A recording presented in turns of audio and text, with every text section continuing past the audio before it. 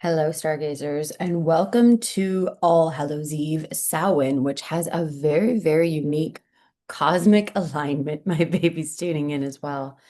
And it is so potent to be stargazing right now.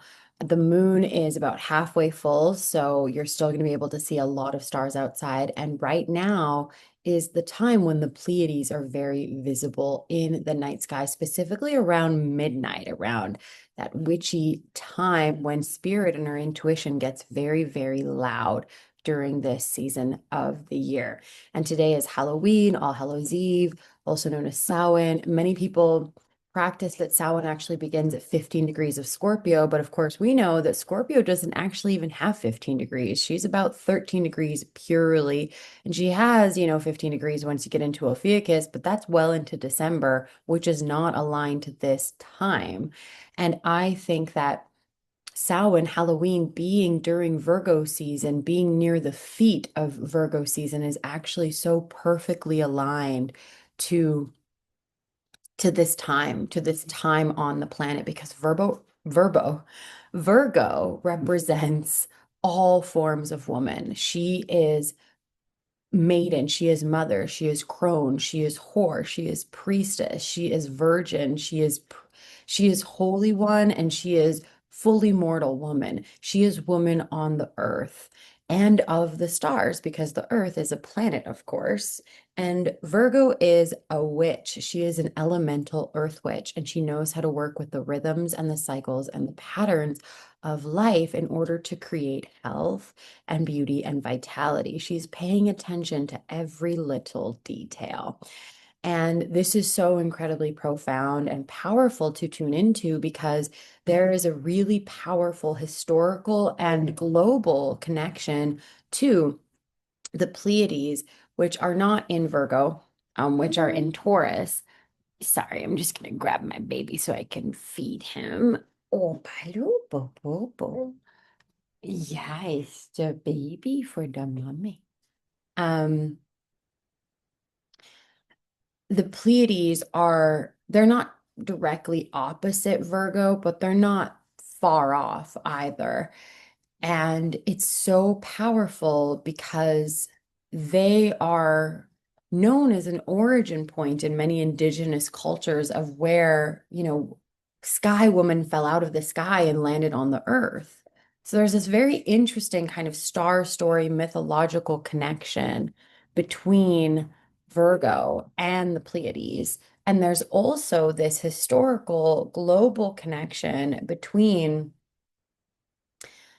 this time of year and honoring the dead, honoring the ancestors, feeling that the veil is thin, feeling the spirits of those that have departed, and also just a deeper connection to our own spirit, even to our own sense of intuition, which can also sometimes give us a sense of attunement to our fears, to our pain that we have not yet processed, which we will absolutely be going into in Scorpio season and in Ophiuchus season to come. But for now, there's this real opportunity to honor all cultures around the world that honor this time as a time to honor the dead. And this is because baby and baby's very excited about this. Randall Carlson actually teaches about this very profoundly. He did a whole after school video all about it. I'm sorry. I have to record with my baby around. So he likes red light therapy. So there you go. There's some red light therapy, baby. Here you go.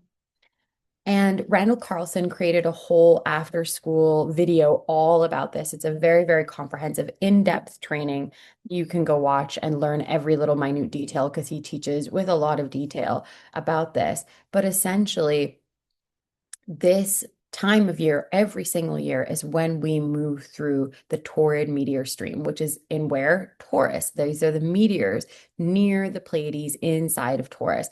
And this is a very, very prominent and full meteor stream, and it's very close to Earth. And this is what happened around, 13,000 years ago when it was said that there was a giant impact theory, right? The Younger Dryas impact theory. This was during the time of the Taurid meteor stream. Göbekli Tepe, the stones align to this timing and speak about this this rhythm, this pattern that happens with these meteors, us moving through this meteor stream on Earth. And this is when we're most vulnerable to meteor impact, which is very, very scary to be with, but it's also a very existential time to really honor your life on Earth and what it really means to be alive. And so essentially what happened is it's said to be at the time of the fall of Atlantis or a great ancient civilization that 13,000 years ago, there was these massive meteor impacts that melted the icebergs that were covering most of North America, where I am right now, covered in iceberg. Where I grew up is where the two icebergs met, which was so fascinating that my soul was drawn to live there and then to learn about this. And it all melted and had a massive extinction event for humans, not just for the animals and the flora and the fauna, but humans on the planet. And very few of them, carried on the legends. And that's where they even said that ancient Egypt came from and high technologies that we no longer understand. So it's very, very interesting because there was essentially like a mass death, like the best known mass death, but it could have almost been predicted because this was the time when we're most vulnerable to meteors. I don't want anyone to be afraid and to be fearful because of this. It's just what happens. We are in solar system whirling around this wild vastness that is infinite space, and we're not in control, but we are in deep, profound, synchronistic divine time with everything on the planet. And this is a time all over the world where cultures that were not connected were all honoring the dead. We're all honoring the ancestors because a mass, like millions, maybe billions of people died at that time. Theo wants to pull some cards now. Do you want to pull a card, Theodore? And he loves pulling cards. He loves playing with cards. It's so cute. And it's so, so, so profound that this is honored and recognized like thousands and thousands of years later. And, most of us celebrated by eating candy and getting dressed up. I like to dress up as aspects of myself that I don't usually show or aspects of myself that I want to actualize and live into. It could also be shadow work aspects of yourself or parts of yourself that you've forsaken if you're looking for some costume ideas for this evening. But it's so, so, so powerful. Did you pull a card? Oh, thank you, Theodore. Oh my gosh. Okay. Theo pulled the mouse card, which says tend to the small things. And then Otter Spirit, which says you are never alone. Oh, he keeps on giving me more cards now. So I'll just focus on those. What's really, really interesting is like mouse spirit is the one that notices the tiny little details, right? That notices everything that is so, so, so. Bebe, Bebe, what's going on? Bebe.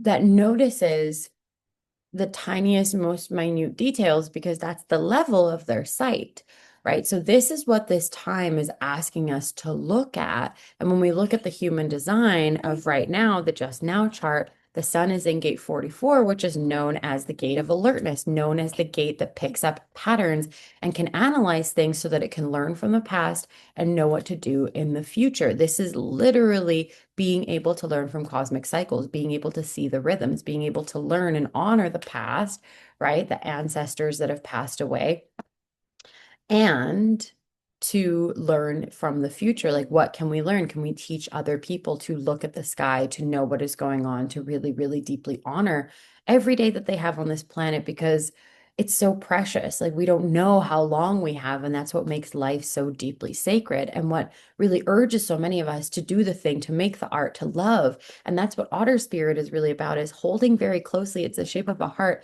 holding closely your loved ones, your family, yourself, your ancestors, right? Creating an altar to honor them and knowing that you're never alone, right? Even if they aren't here with you in the physical form, they have not left you. They are here with you. And love is never, ever going to leave you. Love is an infinite force, and your soul is eternal. And you are never alone because at the very least, you have the connection of your higher self and your ancestors and guides here to support you. Oh, I just realized I have like fun stars in my throat. That's fun. The stars are leading my cosmic expression today. So, what does this mean for all of you? This means it's a very, very powerful time to tune into your intuition and to get connected with what does your ancestral line need from you right now? How can you honor your ancestors? How can you maybe heal ancestral patterns or generational trauma that you maybe haven't felt called to heal before, or maybe you felt was too big for you, or maybe it's just the right time for it now? And what can you really, really hold close in terms of relationships, in terms of just and also really deeply loving yourself and giving yourself that which would give your soul a sense of deep meaning and purpose on this beautiful planet. And remember to go stargazing and go gaze at the Pleiades and connect to that beautiful star cluster and see what it has to tell you. Now, let's look at the astrology for today and the human design.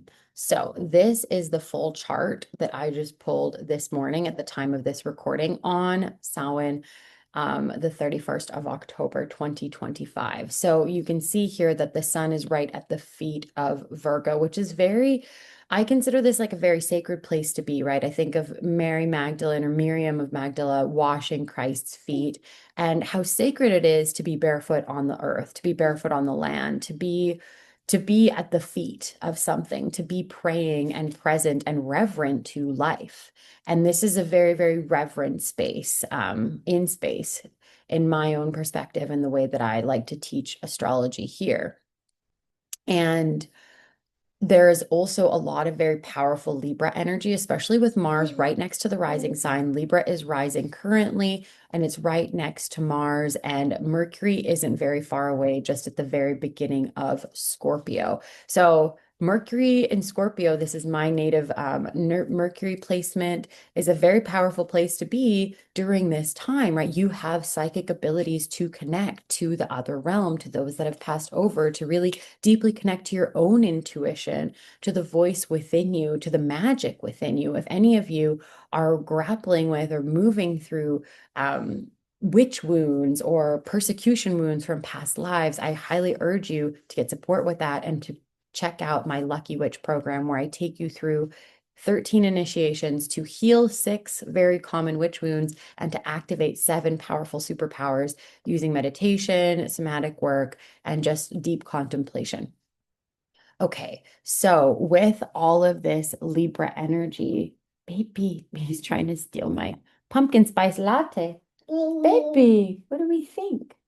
With all of this powerful Libra energy, it's a reminder to always lead with love, with fairness, with evenness, with beauty, and with a consideration that you might have your own perspective, but other people need to win too, right? We can't just have peace be created on earth by other people losing out. And I just had a crazy thing pop up on my feed about one of the big billionaires in the world, that has often quite nefarious things going on.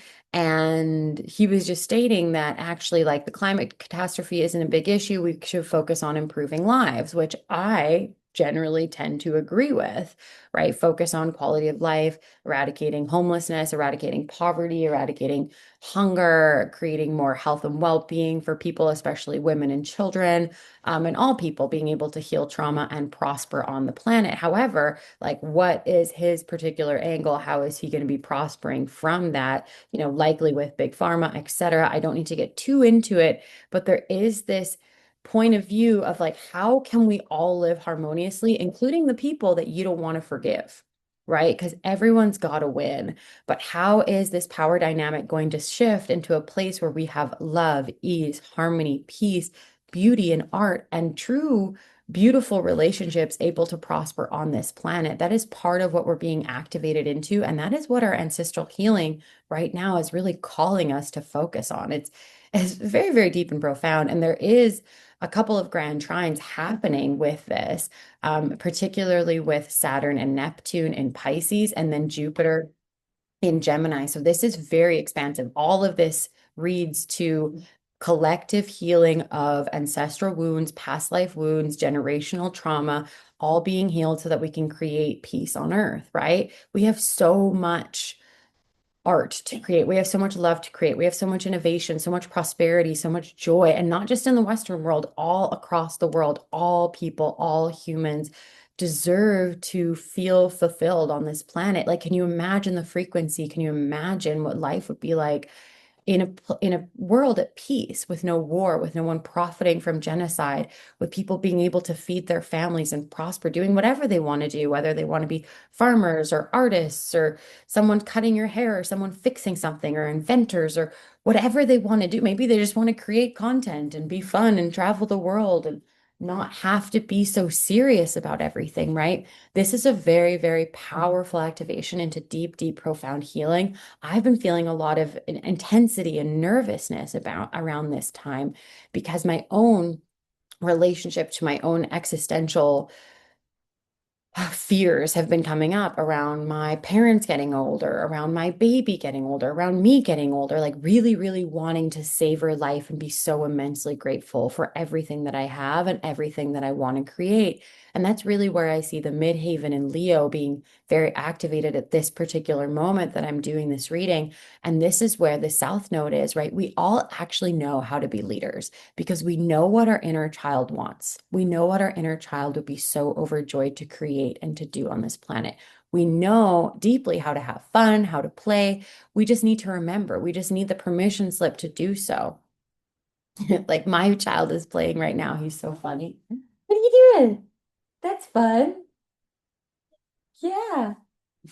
And it's just a reminder, it's a remembering, it's a remembering your power, it's a remembering your joy, it's remembering what it's like on an emotional, cellular, energetic, physical level, what it's like to be joyous, what it's like to be powerful in your joy, what it's like to be powerful with your leadership, right? And being courageous is easy when you know that it's going to actually serve you and serve the world. Right. When you know that the good will prosper and that love will grow, that this is the power of Libra Mars. And we are about to enter Libra season. So it's going to be an incredibly powerful season to really deeply activate love on the planet and also love for yourself. I'm so, so excited about this. Now let's look at the human design. If you appreciated that reading and want even more insight into what is happening with the human design system right now for this beautiful Samhain Virgo time in space, and also just a deeper understanding of what the opportunity is for you right now in your life for this cosmic time, then join my cosmic arts training. I do monthly collective readings where you can join in and you can practice your own skill at star analysis, a star reading, at star art, as I like to call it. You can learn about how to read the visible sky and learn to really tune into the embodiment of each sign. And I'm going to have so much more training coming in there, all about how to build a sacred star business, right? A stellar business, if you will, and so much more about how to embody your earth sign and how to look at each of the stars. I'm going to be having guest practitioners come in and teach next year and over the years. It's an ever evolving program. So it's a one-time investment, but you have lifetime access, and it's always going to be growing and expanding as my knowledge of the stars grows and expands, and so does yours. It is a really powerful community. So join below and let me know if you have any questions. And remember, it's stellar to subscribe.